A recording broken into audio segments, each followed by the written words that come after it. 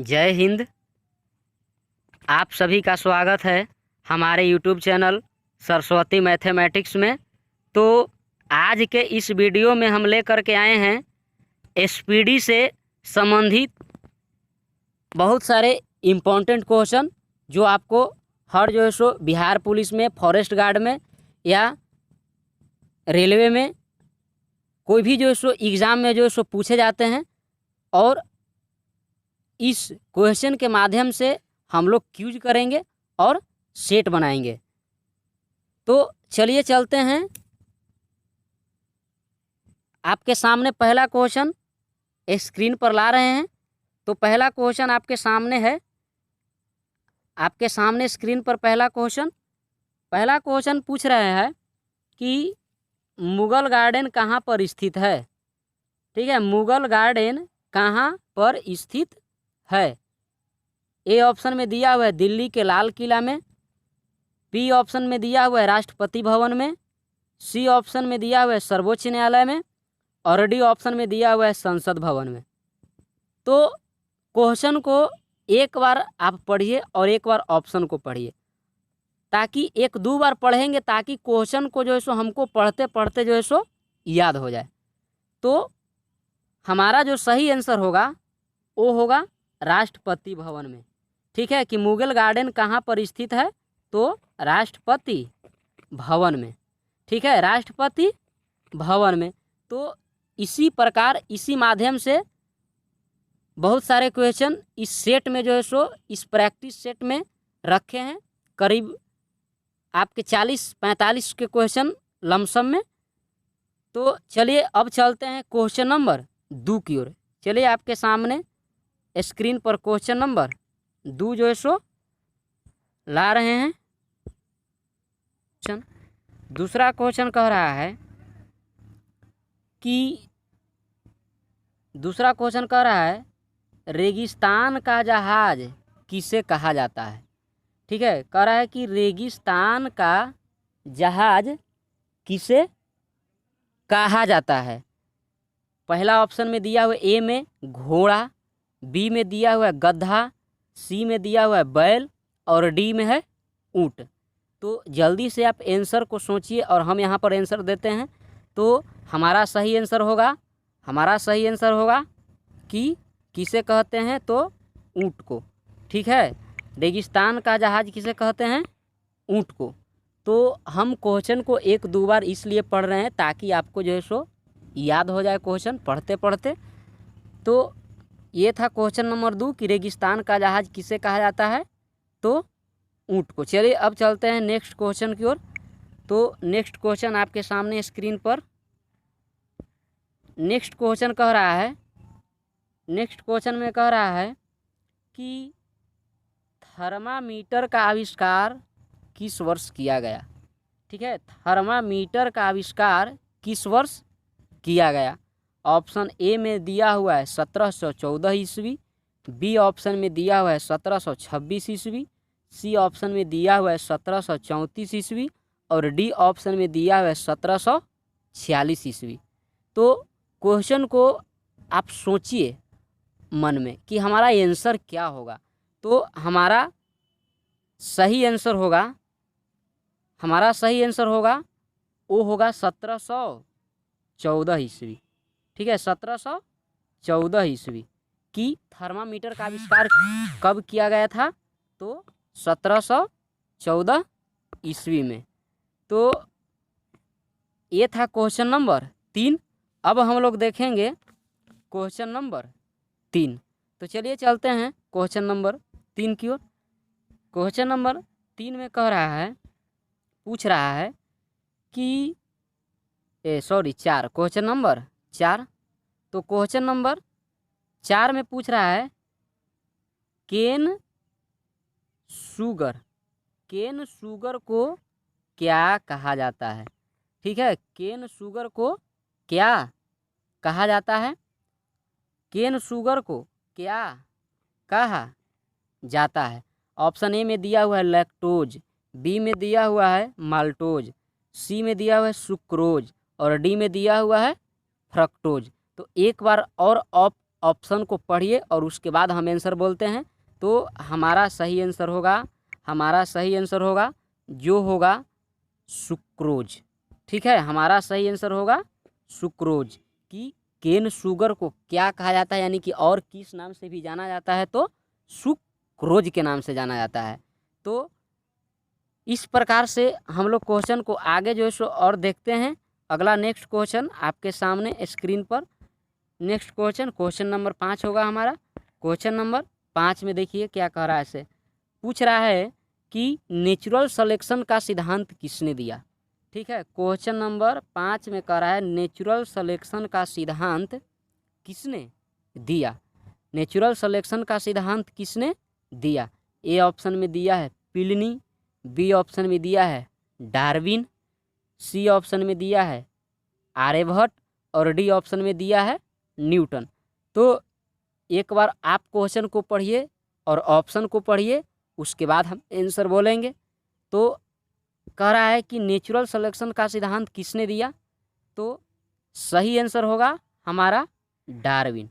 ठीक है, डार्विन। कि नेचुरल सिलेक्शन का सिद्धांत किसने दिए थे, तो डार्विन ने दिए थे। तो ये था क्वेश्चन नंबर 5। अब हम चलते हैं नेक्स्ट क्वेश्चन पर, क्वेश्चन नंबर 6 की ओर। तो क्वेश्चन नंबर 6 आपके सामने स्क्रीन पर है।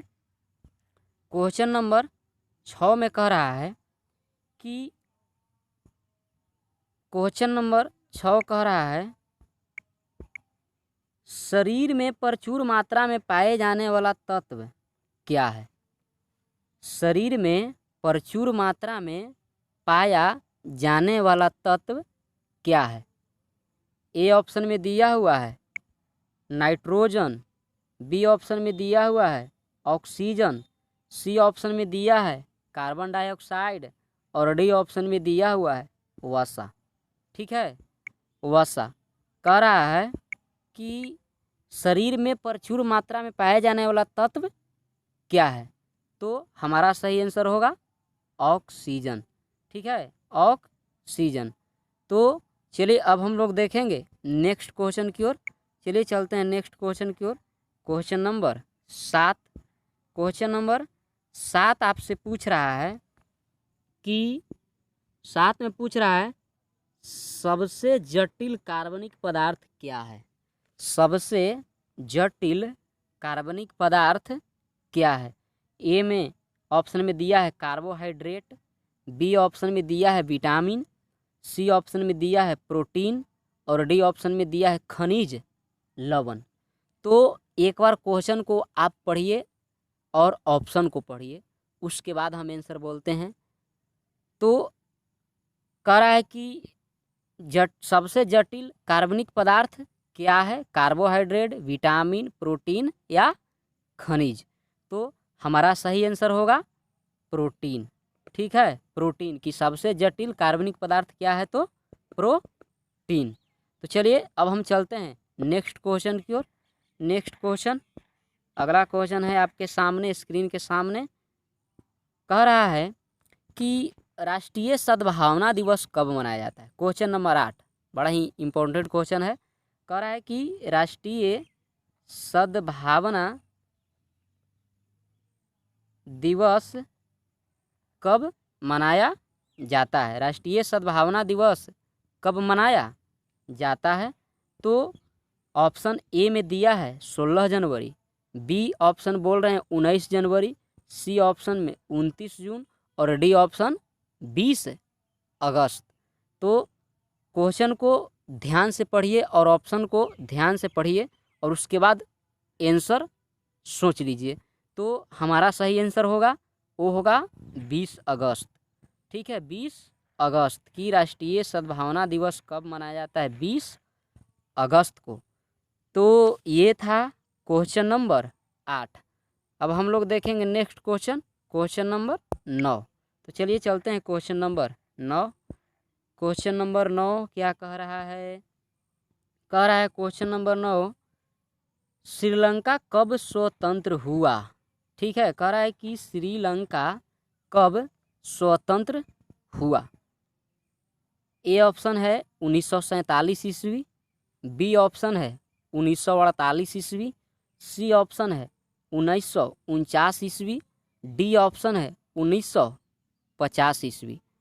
तो क्वेश्चन को एक बार ध्यान से क्वेश्चन को पढ़ना है, ठीक है, क्योंकि जीके है, आपका ऑप्शन सामने है, आपके मन में बहुत सारे ऑप्शन क्वेश्चन जो है सो याद हैं। तो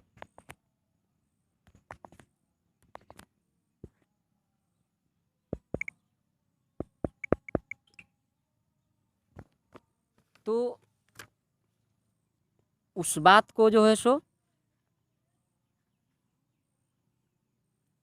कह रहा है कि श्रीलंका कब स्वतंत्र हुआ। थोड़ा सा यहाँ पर ए ऑप्शन में दिया है 1947, बी में ऑप्शन में दिया है 1948 और सी ऑप्शन में दिया है 1949 ईस्वी और डी ऑप्शन में दिया है 1950 ईस्वी। तो हमारा सही आंसर होगा वो होगा 1948 ईस्वी। कि श्रीलंका कब स्वतंत्र हुआ था, तो 1948 ईस्वी में। तो ये था क्वेश्चन नंबर 9।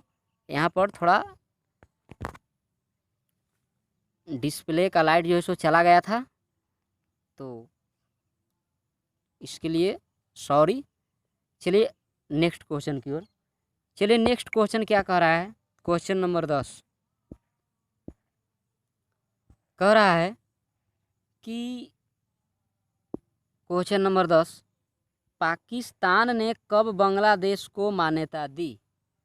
क्वेश्चन कह रहा है कि पाकिस्तान ने कब बांग्लादेश को मान्यता दी। ए ऑप्शन में दिया हुआ है 1948, बी ऑप्शन में दिया हुआ है 1972, सी ऑप्शन में दिया है 1974 और डी ऑप्शन में दिया है 1984। तो क्वेश्चन हम आपसे पूछ रहे हैं कि पाकिस्तान ने कब बांग्लादेश को मान्यता दी। 1948 ईस्वी, 1972 ईस्वी, 1974 ईस्वी, 1984 ईस्वी। तो हमारा सही आंसर होगा वो होगा 1974 ईस्वी। कि पाकिस्तान ने कब बांग्लादेश को मान्यता दी, 1974 ईस्वी। चलिए अब चलते हैं नेक्स्ट क्वेश्चन, अगला क्वेश्चन की ओर। अगला क्वेश्चन क्या कह रहा है, क्वेश्चन नंबर 11 कह रहा है कि बंगाल विभाजन के समय कांग्रेस के अध्यक्ष कौन थे। ठीक है, बंगाल विभाजन के समय कांग्रेस के अध्यक्ष कौन थे। ए ऑप्शन में दिया हुआ है sir Henry Cotton, B option में दिया है गोपाल कृष्ण गोखले, सी ऑप्शन में दिया है दादा भाई नौरोजी और डी ऑप्शन में दिया है लाल मोहन घोष। ठीक है, लाल मोहन घोष। एक बार और क्वेश्चन को पढ़ते हैं कि बंगाल विभाजन के समय कांग्रेस के अध्यक्ष कौन थे। Sir Henry cotton, Gopal Krishna Gokhale, दादा भाई नौरोजी, लाल मोहन घोष। तो सही आंसर होगा हमारा जो होगा, जल्दी से बोलिए क्या होगा, गोपाल कृष्ण गोखले। ठीक है, बंगाल विभाजन के समय कांग्रेस के अध्यक्ष कौन थे, तो गोपाल कृष्ण गोखले। तो अब देखेंगे क्वेश्चन नंबर 12। चलिए चलते हैं क्वेश्चन नंबर 12 पर। क्वेश्चन नंबर 12 में कह रहा है कि कांचीपुरम किस राज्य में स्थित है। ठीक है, कांचीपुरम किस राज्य में स्थित है। ए ऑप्शन हम बोल रहे हैं Kerala, B option Karnataka, C option Andhra Pradesh, D option Tamil Nadu. तो जल्दी से आंसर बोलिए कि कांचीपुरम किस राज्य में स्थित है। हमारा सही आंसर होगा तमिलनाडु में। ठीक है, कांचीपुरम कहाँ में स्थित है, तमिलनाडु में। तो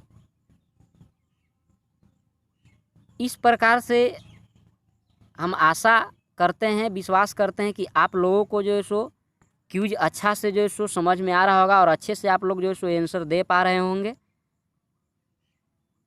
तो अगर वीडियो अच्छा लगे तो हमारे लाइक करिए, कमेंट करिए और अपने दोस्तों में शेयर करिए और हमारे चैनल को सब्सक्राइब ज़रूर करिए। तो चलिए नेक्स्ट जो क्वेश्चन की ओर चलते हैं, क्वेश्चन नंबर 13। अभी बहुत सारे क्वेश्चन बाकी हैं। चलिए क्वेश्चन नंबर 13 क्वेश्चन नंबर 13 में कह रहा है कपाट का मुख्यालय कहाँ है। ठीक है, कपाट का मुख्यालय कहाँ है। ए ऑप्शन में दिया है दिल्ली, बी ऑप्शन बोल रहे हैं मुंबई, सी ऑप्शन कोलकाता और डी ऑप्शन चेन्नई। कपाट का मुख्यालय कहाँ है, दिल्ली, मुंबई, कोलकाता, चेन्नई। तो हमारा सही आंसर होगा वो होगा दिल्ली। ठीक है, कि कपाट के मुख्यालय कहाँ है, तो दिल्ली में। तो ये था क्वेश्चन नंबर 13। अब हम चलते हैं क्वेश्चन नंबर 14 की ओर। चलिए चलते हैं क्वेश्चन नंबर 14 में कह रहा है, पूछ रहा है आपसे कि बौद्ध शिक्षा, कह रहा है कि बौद्ध शिक्षा का वर्णन किसमें मिलता है। पूछ रहा है कि बौद्ध शिक्षा का वर्णन किसमें मिलता है। ए ऑप्शन में दिया है त्रिरत्न, बी ऑप्शन में दिया है त्रिपिटक, सी ऑप्शन में दिया है वेद और डी ऑप्शन में दिया है कुरान। बौद्ध शिक्षा का वर्णन किसमें मिलता है, त्रिरत्न में, त्रिपिटक में, वेद में, कुरान में। तो हमारा सही आंसर होगा त्रिपिटक में। ये गलत ऑप्शन है, हमारा सही आंसर होगा त्रिपिटक में। ठीक है, त्रिपिटक में ऑप्शन नंबर बी, कि बौद्ध शिक्षा का वर्णन किस में मिलता है, तो त्रिपिटक में। चलिए चलते हैं नेक्स्ट क्वेश्चन की ओर। अगला क्वेश्चन है क्वेश्चन नंबर 15। कह रहा है कि शिशुनाग वंश ने अपनी राजधानी कहाँ बनाई थी। शिशुनाग वंश ने अपनी राजधानी कहाँ बनाई थी। ए ऑप्शन दिया है Pataliputra, B option Ujjain, C option Vaishali, D option Kannauj. तो जल्दी से आंसर बोलिए, हम इंतजार कर रहे हैं आपके आंसर का। तो हमारा सही आंसर होगा वैशाली में। शिशुनाग वंश ने अपनी राजधानी कहाँ में बनाई थी, वैशाली में। तो चलिए चलते हैं नेक्स्ट क्वेश्चन की ओर, अगले क्वेश्चन की ओर। अगला क्वेश्चन हमसे पूछ रहा है, कह रहा है कि प्राचीन काल में अवंती की राजधानी कहाँ थी। ठीक है, प्राचीन काल में अवंती की राजधानी कहाँ थी। ए ऑप्शन में दिया है Lahore, B option Vaishali, C option Pataliputra, D option Ujjain. तो एक बार हम क्वेश्चन को पढ़े और एक बार आप क्वेश्चन को पढ़िए, उसके बाद हम आंसर बोलते हैं। कह रहा है प्राचीन काल में अवंती की राजधानी कहाँ थी, लाहौर, वैशाली, पाटलिपुत्रा, उज्जैन। तो हमारा सही आंसर होगा उज्जैन। ठीक है, कि प्राचीन काल में अवंती की राजधानी कहाँ थी, तो उज्जैन। तो ये देखें हम लोग क्वेश्चन नंबर 16। अब चलते हैं क्वेश्चन नंबर 17 की ओर। क्वेश्चन नंबर 17 आपके सामने ला रहे हैं। क्वेश्चन नंबर 17 में पूछ रहे हैं कि कलिंग का महान शासक कौन था। ठीक है, कलिंग का महान शासक कौन था। ए ऑप्शन में है खारवेल, बी ऑप्शन में दिया है महापद्म नंद, सी ऑप्शन में आदित्य सेन और डी ऑप्शन में गोविंद। तो क्वेश्चन को एक बार और हम दोहरा देते हैं, आप पढ़िएगा फिर भी हम दोहरा देते हैं कि कलिंग का महान शासक कौन था, खारवेल, महापद्मनंद, आदित्य सेन, गोविंद। तो हमारा सही आंसर होगा खारवेल। ठीक है, कि कलिंग का महान शासक कौन था, खारवेल था। तो इस प्रकार से हम लोग जो है सो सेट बना रहे हैं, क्यूज करें। हम आशा करते हैं, विश्वास करते हैं कि आप लोग को जो है सो 100% समझ में आ रहा होगा। तो चलिए अब चलते हैं नेक्स्ट क्वेश्चन की ओर। क्वेश्चन नंबर 18 आपके सामने है। क्वेश्चन नंबर 18 आपके सामने है, कह रहा है, एक ऑप्शन और आ गया। चलिए, कह रहा है कि ब्राह्मी लिपि को स्पष्ट पढ़ने का श्रेय किससे जाता है। ठीक है, कह रहा है कि ब्राह्मी लिपि को स्पष्ट पढ़ने का श्रेय किसे जाता है। ए ऑप्शन बोल रहे हैं sir William Jones, B option में Macaulay, C option James Prinsep पे और डी ऑप्शन विल्सन। तो आंसर जल्दी से सोचिए आंसर, और एक दो बार क्वेश्चन को अपने से पढ़िए, ताकि जो है सो आपको पढ़ते पढ़ते बोलते बोलते जो है सो याद हो जाए। तो हमारा सही आंसर होगा जो होगा जेम्स प्रीसेप। ठीक है, कि ब्राह्मी लिपि को स्पष्ट पढ़ने का श्रेय किसे जाता है, तो जेम्स प्रीसेप को। तो ये था क्वेश्चन नंबर 18। अब देखते हैं क्वेश्चन नंबर 19। तो चलिए आपके सामने स्क्रीन पर ला रहे हैं क्वेश्चन नंबर 19। क्वेश्चन नंबर 19 कह रहा है, क्वेश्चन नंबर 19 पूछ रहा है कि मंदिरों की किस शैली को नागर शैली के नाम से जाना जाता है। कह रहा है कि मंदिरों की किस शैली को नागर शैली के नाम से जाना जाता है। ए ऑप्शन में दिया है उत्तरी, बी ऑप्शन में दिया हुआ है दक्षिणी, सी ऑप्शन में दिया है पूर्वी और डी ऑप्शन में दिया है पश्चिमी। तो एक बार क्वेश्चन को आप अपने से पढ़िए और ऑप्शन को पढ़िए, उसके बाद आप आंसर सोचिए, हम आंसर यहाँ पर बोलेंगे। तो कह रहा है कि मंदिरों की किस शैली को नागर शैली के नाम से जाना जाता है, तो हमारा सही आंसर होगा जो होगा उत्तरी। ठीक है, कि मंदिरों की किस शैली को नागर शैली के नाम से जाना जाता है, तो उत्तरी शैली को। तो अब हम लोग देखेंगे नेक्स्ट क्वेश्चन की ओर चलते हैं। Question number 20। बहुत सारे क्वेश्चन हैं, जो एक पेज का पूरा क्वेश्चन हम लिखे हैं, जो टेस्ट पेपर 223 है। आप कोई भी एसपीडी बुक में खोजेंगे मिलाएंगे तो मिल जाएगा। चलिए चलते हैं क्वेश्चन नंबर 20 पर। क्वेश्चन नंबर 20 आपके सामने हम बोल रहे हैं। कह रहा है कि महाबलीपुरम स्थित एकाश्म रथों का निर्माण किसने किया। ठीक है, पेन छोड़ दे रहा है कभी कभी।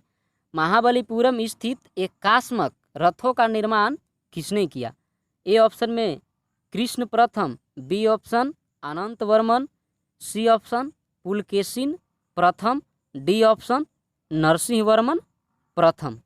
तो हमारा सही आंसर होगा वो होगा नरसिंह वर्मन प्रथम। ठीक है, नरसिंह वर्मन प्रथम की महाबलीपुरम में स्थित एकाश्मक रथों का मंदिर का जो निर्माण है जो किसने किया था, तो नरसिंह वर्मन प्रथम में। तो यहाँ पर हम ज़्यादा डिस्कस नहीं कर रहे हैं क्योंकि बहुत सारे क्वेश्चन को हमको जो है यहाँ पर क्यूज और सेट करना है। तो चलिए चलते हैं नेक्स्ट क्वेश्चन की ओर। Question number 21। चलिए क्वेश्चन नंबर 21 में क्या कर रहा है, पूछ रहा है क्वेश्चन नंबर 21 हम पूछ रहे हैं, राजस्व सुधारों को सर्वप्रथम किसने चलाया था। देखिए क्वेश्चन है कि राजस्व सुधारों को सर्वप्रथम किसने चलाया था। ए ऑप्शन बोल रहे हैं Balban, B option Alauddin Khilji, C option Iltutmish, D option Muhammad bin Tughlaq. तो एक बार दो बार क्वेश्चन को पढ़िए ताकि आपको जो है सो क्वेश्चन याद हो। तो हमारा सही आंसर होगा जो होगा अलाउद्दीन खिलजी। ठीक है, अलाउद्दीन खिलजी कि राजस्व सुधारों को सर्वप्रथम किसने चलाया था, अलाउद्दीन खिलजी ने। तो ये था क्वेश्चन नंबर 21। अब हम लोग देखेंगे क्वेश्चन नंबर 22। नेक्स्ट क्वेश्चन, चलिए क्वेश्चन नंबर 22। क्वेश्चन नंबर 22 पूछ रहा है, कह रहा है कि नवरोज पर्व को किसने प्रारंभ किया था। देखिए क्वेश्चन नंबर 22 कह रहा है नवरोज पर्व को किसने प्रारंभ किया था। ए ऑप्शन है अलाउद्दीन खिलजी, बी ऑप्शन है सिकंदर लोदी, सी ऑप्शन है बलबन, डी ऑप्शन है अकबर। तो हमारा सही आंसर होगा जो बलबन। ठीक है, बलबन कि नवरोज पर्व को किसने प्रारंभ किया था, बलबन ने। नवरोज पर्व को किसने प्रारंभ किया था, बलबन ने। तो अब हम देखेंगे क्वेश्चन नंबर 23। क्वेश्चन नंबर 23 आपके सामने स्क्रीन पर। क्वेश्चन नंबर 23 में कह रहा है कि बुलंद दरवाज़ा को किसने बनवाया था। ठीक है, बुलंद दरवाज़ा को किसने बनवाया था। ए ऑप्शन है अकबर, बी ऑप्शन है जहांगीर, सी ऑप्शन है शाहजहां और डी ऑप्शन है औरंगजेब। तो एक बार क्वेश्चन को पढ़िए और ऑप्शन को पढ़िए, उसके बाद आप आंसर दीजिए। तो हमारा सही आंसर होगा कि बुलंद दरवाज़ा को किसने बनवाया था, तो ये हमारा सही आंसर होगा अकबर। ठीक है, अकबर कि बुलंद दरवाज़ा किसने बनवाया था, अकबर ने। ठीक है, अकबर ने। तो अगला क्वेश्चन नंबर 24। चलिए क्वेश्चन नंबर 24, 40 प्रश्न इस सेट में जो है सो हम रखे हैं। एक पेज का पूरा क्वेश्चन दिया हुआ है। चलिए क्वेश्चन नंबर 24। क्वेश्चन नंबर 24 में पूछ रहे हैं कि दीन ए इलाही धर्म को अकबर ने कब चलाया था। दीन ए इलाही धर्म को अकबर ने कब चलाया था। ए ऑप्शन है 1556 ईस्वी, बी ऑप्शन है 1564 ईस्वी, सी ऑप्शन है 1572 ईस्वी और डी ऑप्शन है 1582 ईस्वी। तो क्वेश्चन के एक बार और रिपीट कर देते हैं कि दीन ए इलाही धर्म को अकबर ने कब चलाया था। 1556 ईस्वी, 1564 ईस्वी, 1572 ईस्वी, 1582 ईस्वी। तो आंसर हमारा जो सही आंसर होगा जो होगा 1582 ईस्वी। ठीक है, कि दीन ए इलाही धर्म को अकबर ने कब चलाया था, 1582 ईस्वी में, 1582 ईस्वी में। तो चलिए चलते हैं नेक्स्ट क्वेश्चन की ओर। अगला क्वेश्चन नंबर 25। क्वेश्चन नंबर 25 चलिए आपके सामने स्क्रीन पर है। क्वेश्चन नंबर 25 क्या कह रहा है, जरा आप पढ़िए एक बार क्वेश्चन को, अपने से भी पढ़िए, उसके बाद हम बोलते हैं। तो चलिए अब हम क्वेश्चन को पढ़ते हैं। कह रहा है कि तंबाकू की खेती किसके शासनकाल में प्रारंभ हुई थी। ठीक है, तंबाकू की खेती किसके शासनकाल में प्रारंभ हुई थी। ए ऑप्शन में दिया है अकबर, बी ऑप्शन में दिया हुआ है जहांगीर, सी ऑप्शन में दिया हुआ है शाहजहां, डी ऑप्शन में दिया हुआ है औरंगजेब। बहुत ही वीवीआई क्वेश्चन है, बहुत सारे एग्जाम में पूछा हुआ क्वेश्चन है। तो हमारा सही आंसर होगा कि तंबाकू की खेती किसके शासनकाल में प्रारंभ हुई थी। तो हमारा सही आंसर होगा जहांगीर। ठीक है, जहांगीर। तंबाकू की खेती किसके शासनकाल में प्रारंभ हुई थी, जहांगीर के शासनकाल में। तो इस प्रकार से हमारा सही आंसर हुआ जहांगीर। अब हम चलते हैं क्वेश्चन नंबर 26 अगले क्वेश्चन की ओर। तो क्वेश्चन नंबर 26 आपके सामने। क्वेश्चन नंबर 26 पूछ रहा है अकबर का राजस्व मंत्री कौन था। ठीक है, अकबर का राजस्व मंत्री कौन था। ए ऑप्शन है टोडरमल, बी ऑप्शन में दिया हुआ है अबुल फजल, सी ऑप्शन में दिया हुआ है फैजी और डी ऑप्शन में दिया हुआ है सर हिंदी। ठीक है, कि अकबर का राजस्व मंत्री कौन था, टोडरमल, अबुल फजल, फैजी या सर हिंदी। तो आप आंसर सोचिए, हम आंसर देते हैं। हमारा सही आंसर होगा टोडरमल। ठीक है, टोडरमल। अकबर का राजस्व मंत्री था टोडरमल। ठीक है, टोडरमल। तो चलिए चलते हैं अब next question number 27। Question number 27 आपके सामने स्क्रीन पर है। 27 में पूछ रहा है कि ख्वाजा मुइनुद्दीन चिश्ती की दरगाह कहाँ पर स्थित है। ख्वाजा मुइनुद्दीन चिश्ती की दरगाह कहाँ पर स्थित है। ए ऑप्शन है दिल्ली, बी ऑप्शन है मनेर, सी ऑप्शन है फतेहपुर सीकरी, डी ऑप्शन है अजमेर। तो हमारा सही आंसर होगा जो होगा अजमेर। ठीक है, कि ख्वाजा मुइनुद्दीन चिश्ती की दरगाह कहाँ पर स्थित है, कहाँ पर है, अजमेर में। ठीक है, अजमेर में। तो अब ये था क्वेश्चन नंबर 27। चलिए अगला क्वेश्चन पर, क्वेश्चन नंबर 28। क्वेश्चन नंबर 28 में पूछ रहा है कि जंतर मंतर का निर्माण किसने करवाया था। जंतर मंतर का निर्माण किसने करवाया था। ए ऑप्शन है हर्षवर्धन, बी ऑप्शन कनिष्ठ, सी ऑप्शन जय सिंह और डी ऑप्शन शिवाजी। तो एक बार क्वेश्चन को पढ़िए और एक बार आप ऑप्शन को पढ़िए, उसके बाद हम आंसर देते हैं। तो हमारा सही आंसर होगा, वो होगा जय सिंह। जंतर मंतर का निर्माण किसने करवाए थे, सवाई जय सिंह ने। ठीक है, सवाई जय सिंह ने। क्वेश्चन आपका 28 की जंतर मंतर का निर्माण किसने करवाया, तो सवाई जय सिंह ने। तो क्वेश्चन को हम एक बार, दो बार, तीन बार इसलिए पढ़ते हैं ताकि आपको जो है सो पढ़ते पढ़ते नहीं तो कम से कम सुनते सुनते जो है सो क्वेश्चन आपको याद हो जाए। ठीक है, क्योंकि हम लोग कर रहे हैं क्यूज और साथ में सेट बना रहे हैं। तो चलिए अब आपके सामने स्क्रीन पर नेक्स्ट क्वेश्चन आया हुआ है। तो नेक्स्ट क्वेश्चन 29 कह रहा है कि दक्षिण भारत से उत्तर भारत तक भक्ति आंदोलन को किसने चलाया था। ठीक है, दक्षिण भारत से उत्तर भारत तक भक्ति आंदोलन किसने चलाया। ए ऑप्शन है रामानुज, बी ऑप्शन है रामानंद, सी ऑप्शन है गुरु नानक और डी ऑप्शन है चैतन्य महाप्रभु। तो क्वेश्चन को एक बार आप पढ़िए और ऑप्शन को एक बार आप पढ़िए, उसके बाद हम आंसर बोलते हैं। तो हमारा सही आंसर होगा, वो होगा रामानंद, कि दक्षिण भारत से उत्तर भारत तक भक्ति आंदोलन को किसने चलाया था, रामानंद ने।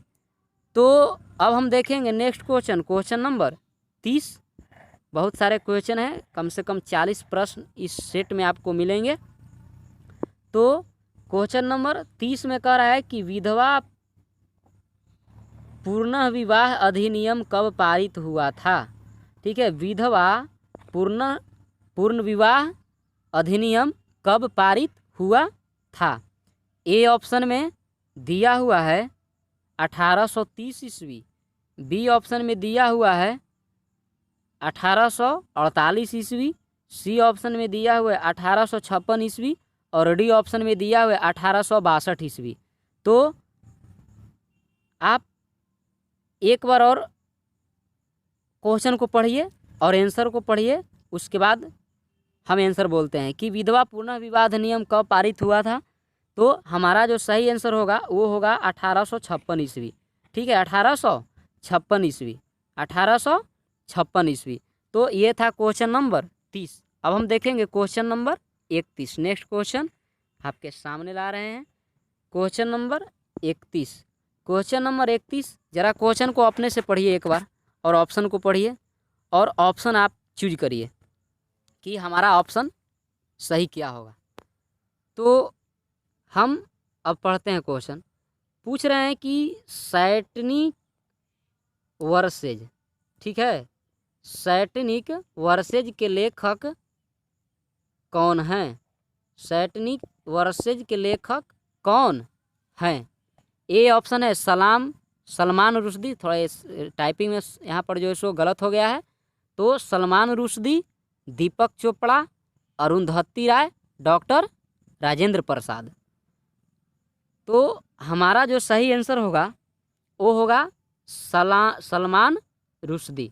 ठीक है, सैटनिक वर्सेज पुस्तक के लेखक कौन थे, सलमान रुश्दी। तो हम देखें क्वेश्चन नंबर 31। अब हम देखेंगे next question, question number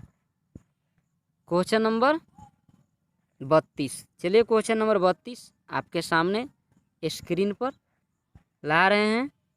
question number 32 में कह रहा है कि मानव द्वारा बनाया गया प्रथम औजार क्या था। मानव द्वारा बनाया गया प्रथम औजार क्या था। ए ऑप्शन में दिया है भाला, बी ऑप्शन में दिया है बीर, सी ऑप्शन में दिया है कुल्हाड़ी और डी ऑप्शन में दिया हुआ है हल। ठीक है, तो हमारा क्वेश्चन है कि मानव द्वारा मानव द्वारा बनाया गया प्रथम औजार क्या था?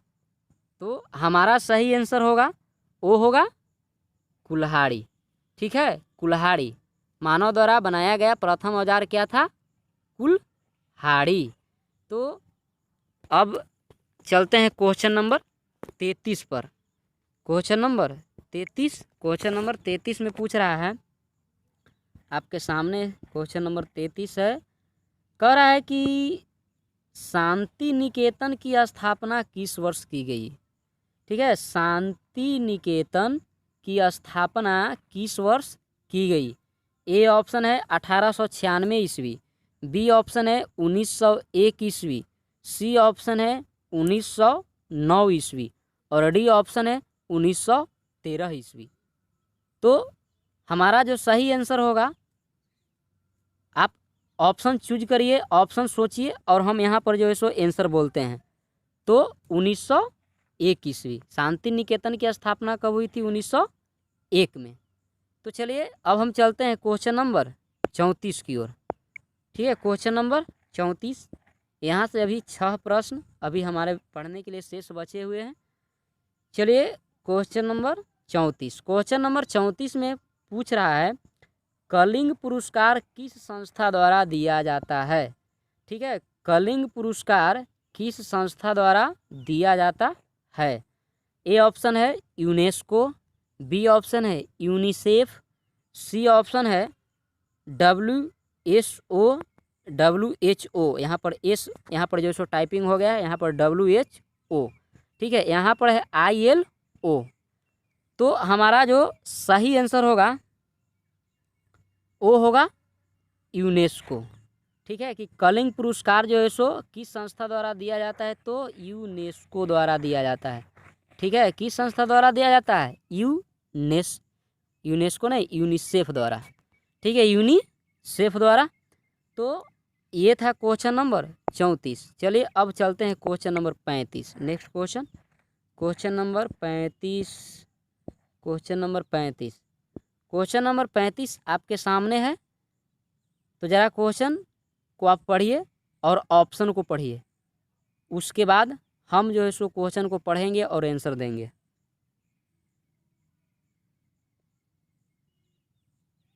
चलिए, आपका समय पूरा हुआ।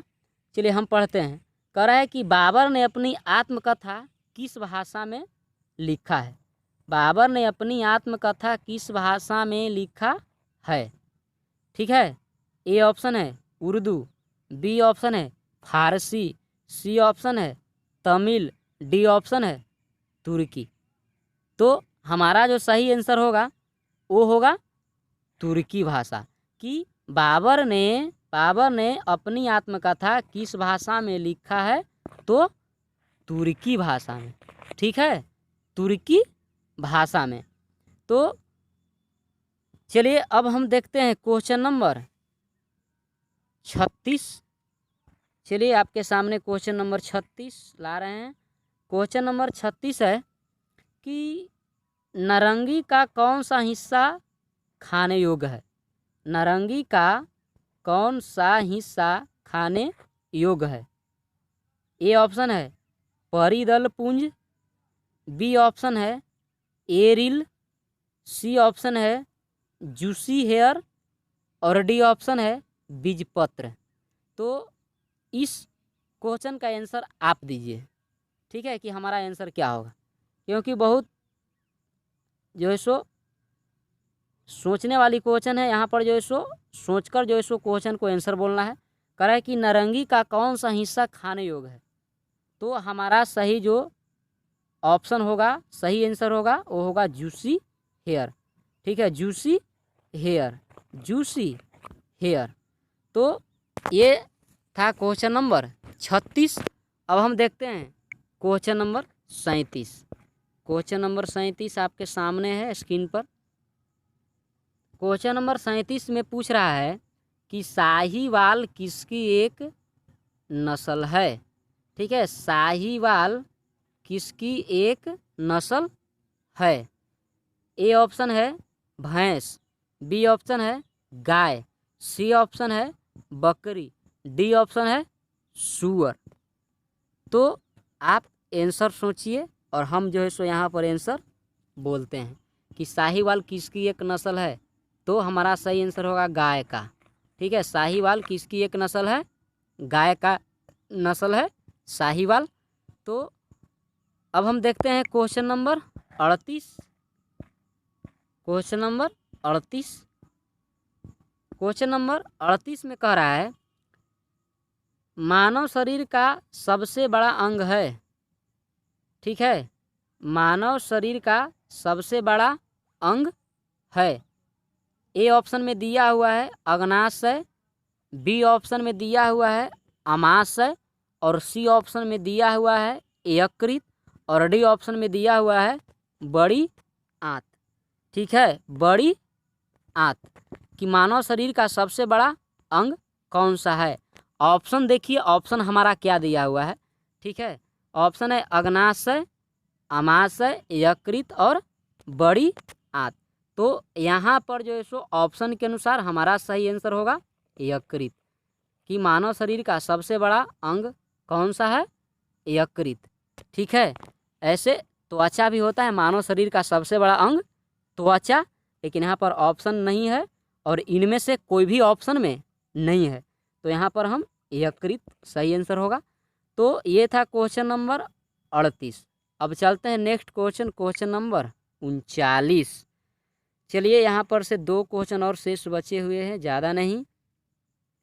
चलिए क्वेश्चन नंबर 39 में क्या कह रहा है, कह रहा है कि कौन सा धातु विद्युत का सर्वोत्तम चालक है। कौन सा धातु विद्युत का सर्वोत्तम चालक है। ए ऑप्शन में दिया हुआ है चांदी, बी ऑप्शन में दिया हुआ है तांबा, सी ऑप्शन में दिया हुआ है एल्यूमिनियम, और डी ऑप्शन में दिया हुआ है लोहा। तो आप इसका आंसर दीजिए, क्योंकि हमारा बोलिए आंसर क्या होगा। हम आपका आंसर का इंतज़ार कर रहे हैं। हमारा सही आंसर होगा चांदी। ठीक है, कौन सा धातु विद्युत का सबसे सर्वोत्तम चालक है, तो चांदी। चांदी जो है सो सबसे अच्छा चालक है विद्युत का। चलिए अब लास्ट क्वेश्चन देख रहे हैं, क्वेश्चन नंबर 40। ये क्वेश्चन नंबर 40 लास्ट क्वेश्चन है हमारा। लास्ट क्वेश्चन में कह रहा है कि भारत संयुक्त राष्ट्र संघ का सदस्य कब बना।